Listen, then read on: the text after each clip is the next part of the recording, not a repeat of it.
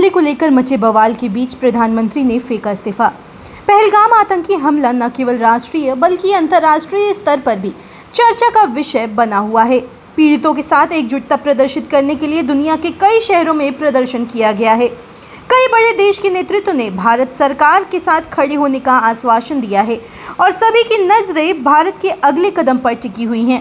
इस बीच अंतर्राष्ट्रीय स्तर पर एक और घटना ने सबका ध्यान अपनी ओर खींचा है, जहां यमन देश में प्रधानमंत्री ने अचानक अपना इस्तीफा देकर सबको अचंभित कर दिया है। जी हां, दरअसल यमन की अंतर्राष्ट्रीय स्तर पर मान्यता प्राप्त सरकार के प्रधानमंत्री अहमद अवद बिन मुबारक ने शनिवार को राजनीतिक संघर्ष और सुधारों को लागू करने में कठिनाई का हवाला देते हुए अपना इस्तीफा दे दिया। उनके इस्तीफे से देश की अंतर्राष्ट्रीय स्तर पर मान्यता प्राप्त सरकार के भीतर चल रहे तनाव और हूती विरोधी गठबंधन की कमजोरी उजागर हो गई है।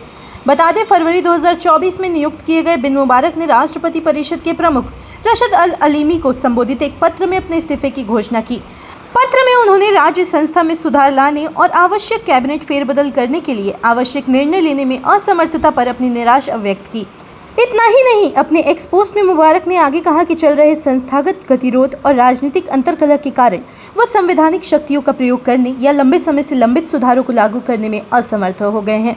बता चले, सरकारी समाचार एजेंसी साबा के अनुसार इस्तीफे के तुरंत बाद राष्ट्रपति परिषद ने वित्त मंत्री सलीम सालेह बिन ब्रेक को नया प्रधानमंत्री नियुक्त किया।